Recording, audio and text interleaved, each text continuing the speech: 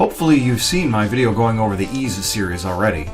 If not, I recommend checking that out, and I'll include a link in the description. In a nutshell, this series of games have been around since the late 1980s and has starred the titular hero Adol Christian as he adventures through different lands in a parallel world to ours. Unlike our world, Adol's has 2 moons, has a mix of high fantasy concepts like monsters and magic, and is set somewhere between the 16th and 18th centuries. These games are excellent action JRPGs that really feature 3 different types of gameplay: bump combat, sword combat akin to Crystallis, and party combat. In the past year, I've played through the newest versions of all 10 games, with the exception of Ys 5 Lost Kevin Kingdom of Sand.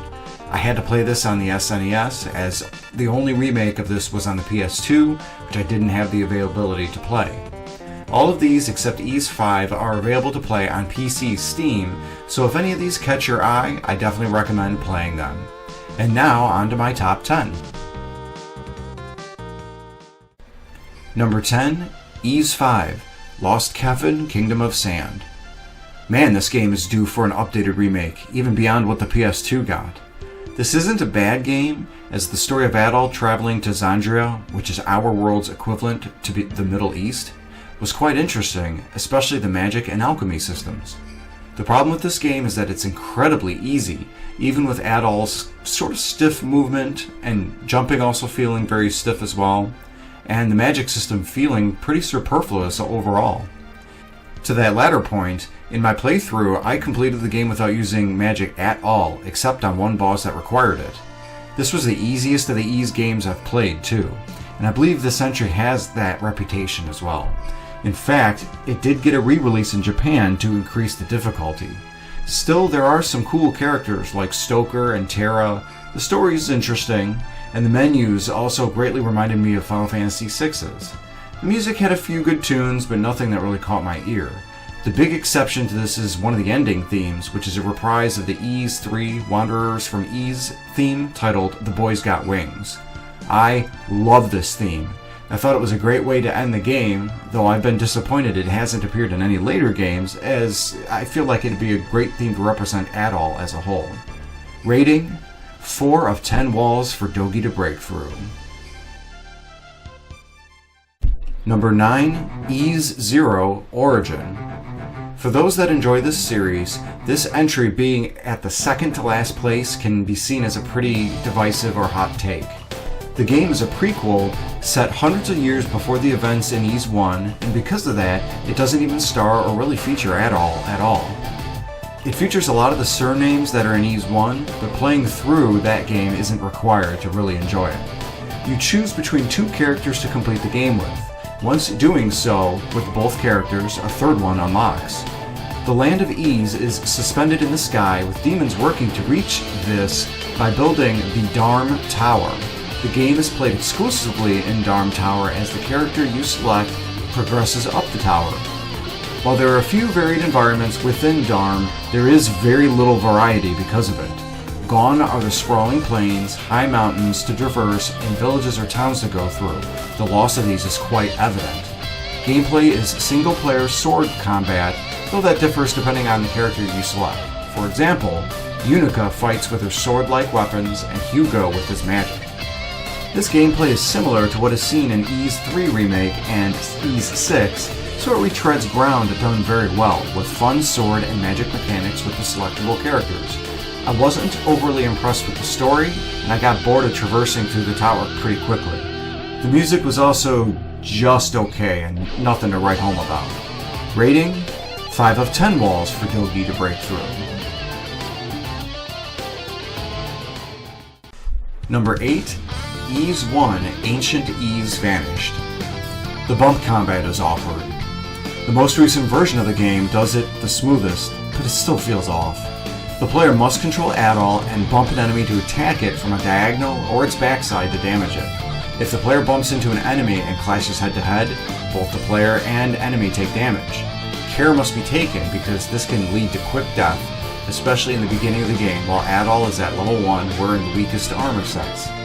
Leveling up thankfully is quick, and since Adol's max level is 10, one level increase sees a massive increase in offensive and defensive power. Still, grinding must be done to ensure Adol reaches the max level before taking on the last and by far longest dungeon of the game, Darm Tower. Remember that from Ys Origin? Yup, it's back and in Ys 1 form.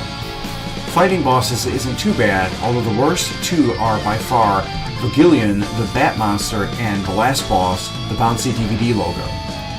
Man Batman just requires the highest level and equipment possible and avoiding the bats that he projects for a slightly tedious battle.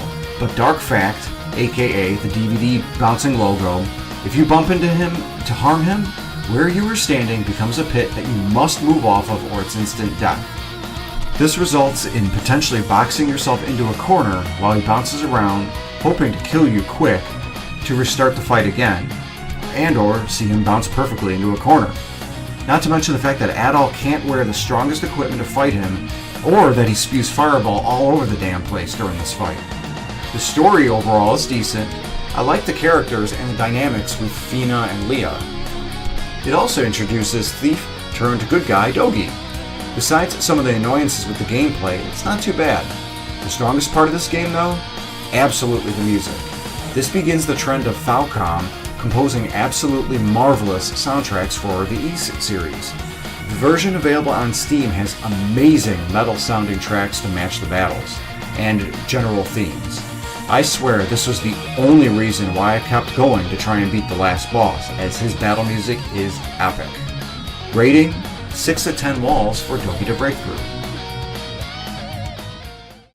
Number 7. Ys 2, Ancient Ys Vanished Final Chapter.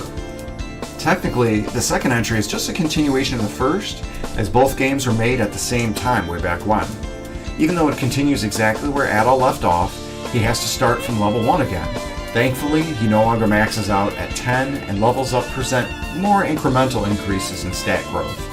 This game continues the good story with great characters, varies the gameplay environments a bit, it's no longer just plains, caves, and Darm Tower, and gives Adol magic to use, even with bump combat still in play. This game basically improves upon a lot from the first entry, though I feel the music from the first entry is just a bit better. Rating, 6 of 10 walls for Dogi to Breakthrough. Number 6. Ys 4, Memories of Celceta. I won't go through the story itself ad nauseum due to spoilers, but I've got this one at the lowest spot for party-based gameplay Ys series for one reason: the ending. It was just so disappointing, and literally gives no resolution for what happened to any of the characters in the story, besides Adol officially gaining the moniker Adventurer.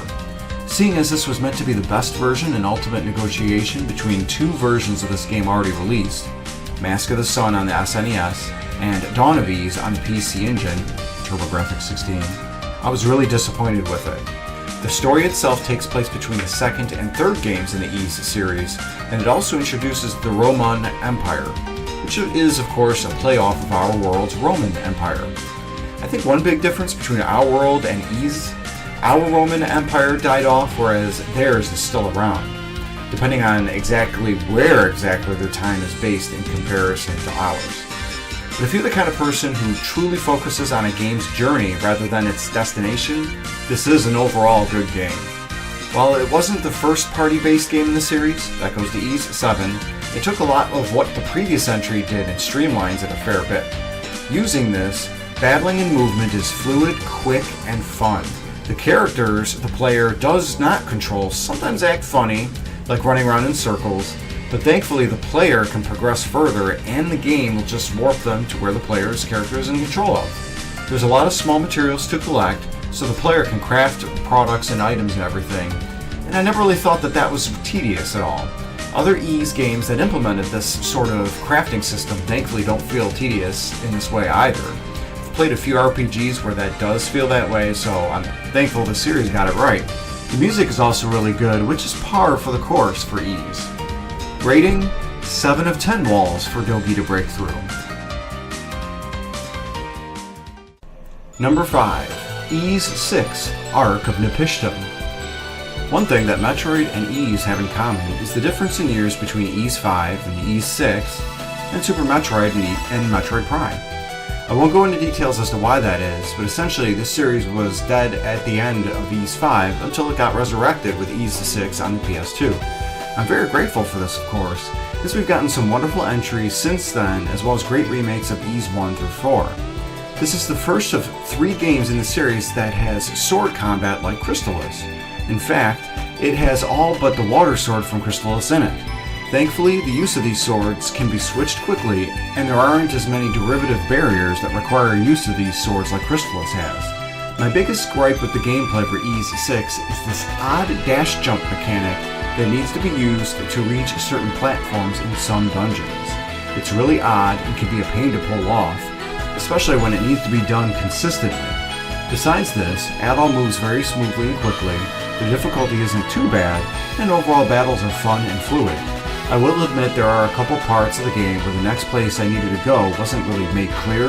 This was right about the time that I needed to start exploring the long Limewater Cave. The story is a continuation of Adol's journey after Ys 5, where he, of course, gets shipwrecked and finds himself trapped on the islands of Canaan, way into the ocean and very near where the Caribbean would be in our world. Adol meets with the locals and others who have been shipwrecked in the past, working with both to solve the mystery of the vortex that is keeping them all trapped there. The story is pretty good.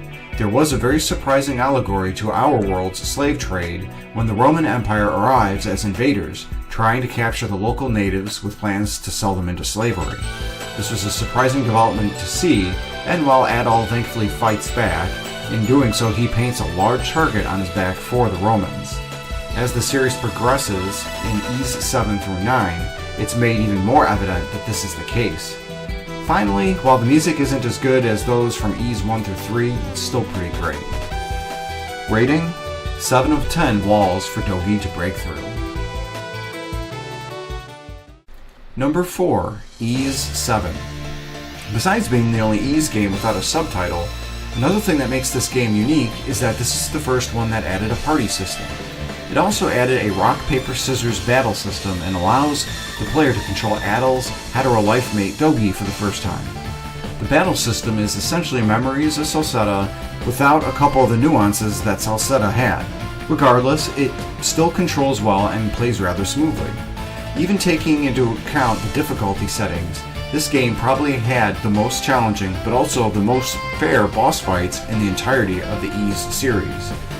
These battles really didn't have any gimmicks, yet they were both challenging and super fun to play. Like previous Ys games, it has accessories that allow Adol and his party to access areas that he wouldn't have been able to without them. Many of these are gained in dungeons, often lending the game a more Zelda-like progression, rather than like a Metroidvania per se. This is the second to last game in the timeline currently available. We see Adol and Dogi explore the kingdom of Baltigo, located in our world's equivalent of northern Africa, specifically around Libya and Tunisia. The most surprising aspect of the game is that Adol arrives into port without shipwrecking, much like he did in Ys 5. Adol travels from Europa, home of the Roman Empire, which was in a war with the Altigan Empire, though thankfully concluded by the time Adol arrives to Baltigo. While those there are suspicious of Adol since he's an outsider, he has an in with the Altigans from the captain of the ship he rode with. The game progresses with Adol meeting the dragon spirits of the land and once again working to avert a major disaster from striking. The game has some pretty good plot twists, including a surprisingly graphic turn for poor Adol at the halfway mark, and an even more surprising turn for who the actual villain is orchestrating everything. The characters are great, the main graphics are pretty basic, though I love the Persona-style portraits that appear for characters when they converse. Music is also pretty great here as well. I'm hoping either this or Ys 5 sees a remake from Felgana. Ys 7 would look fantastic with a new coat of paint, though Ys 5 is in bad need of one, since it's the only one in the series that isn't available on Steam. Rating: 8 of 10 walls for Dogi to break through.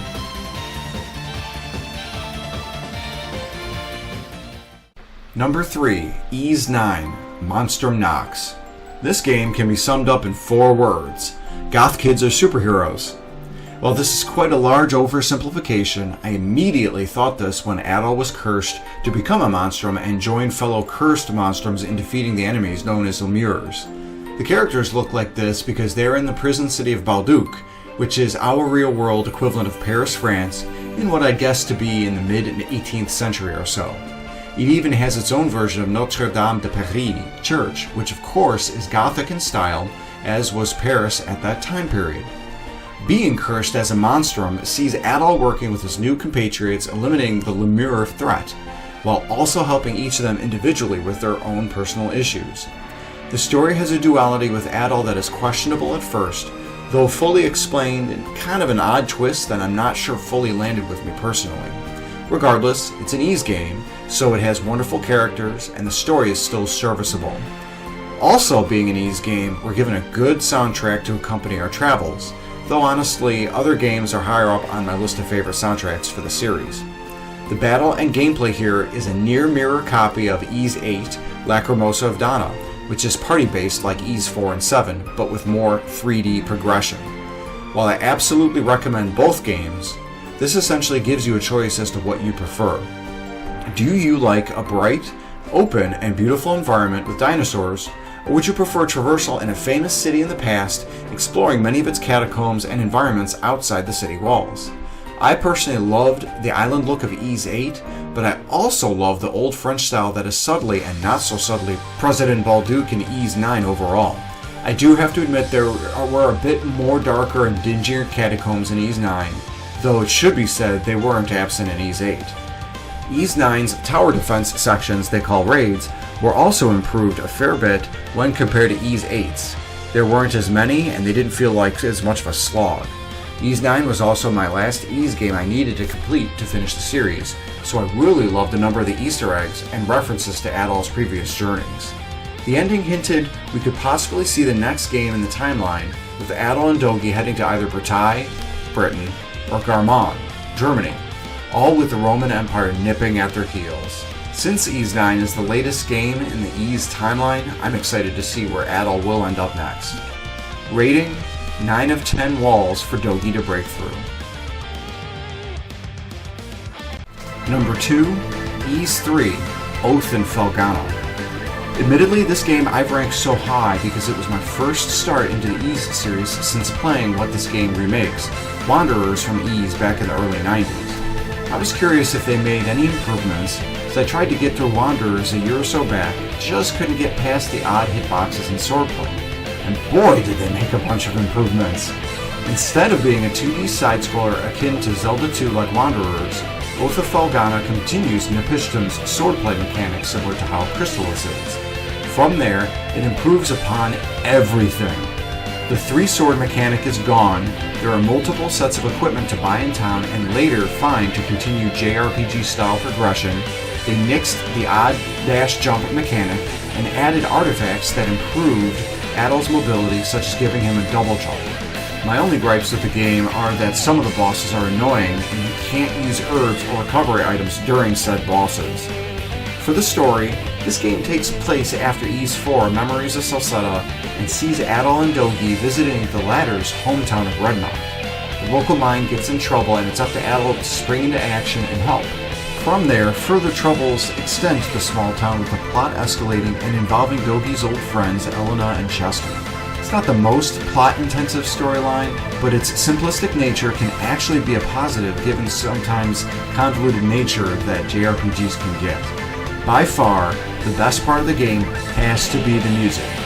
I've mentioned it in my What is the Ys series video, but I was absolutely floored at how amazing this game's soundtrack is.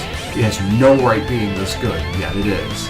I'm a huge metal and rock fan, and this game has that in spades. I absolutely recommend getting this game through Steam and giving it a playthrough. Rating: 10 of 10 walls for Dogi to break through.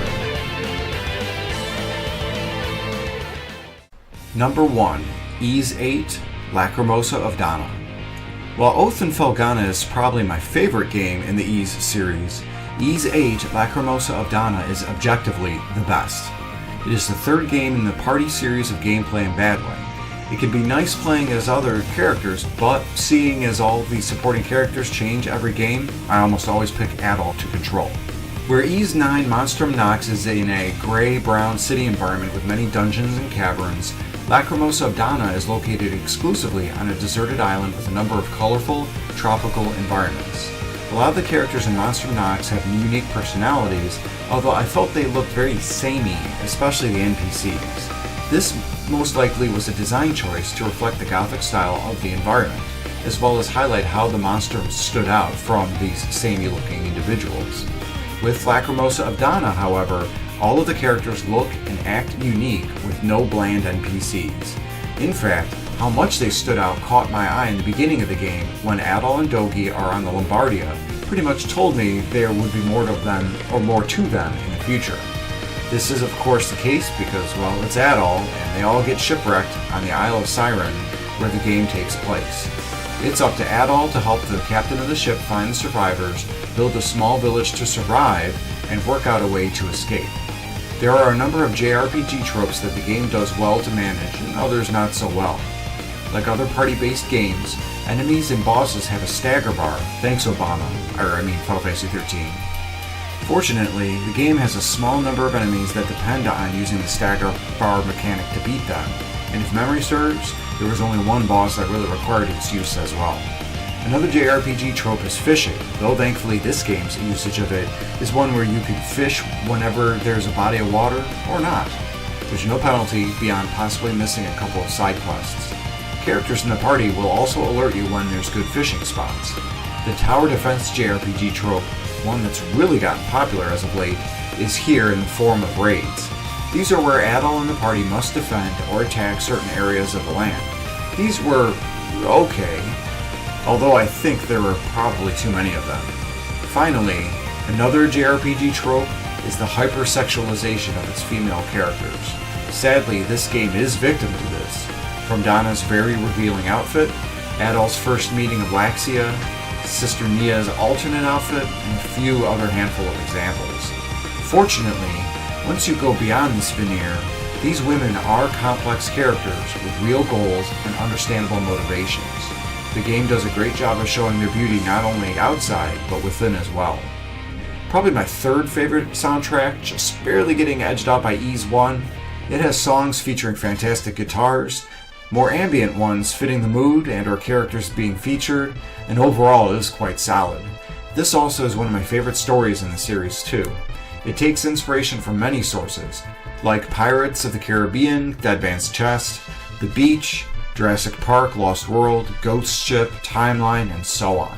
I can't recommend this game enough, and it's available on Steam, Switch, PS4, and coming soon, an upgraded version on the PS5. My rating, 10 out of 10 anime girl hearts for Adol to break as he leaves for his next journey. And that's my list of the top 10 games in the Ys series. I've completed them all within a year's time, and I'm quite glad to have done so. I prefer turn-based RPGs like Dragon Quest and earlier Final Fantasy games, but the Ys series really does action RPGs quite well. As I've said before, find a game on this list and give it a try. They're a lot of fun, and entry can really be made at any point in the series. Have you played the Ys series before? Do you agree with my list, or should it be in a different order? Let me know in the comments section below.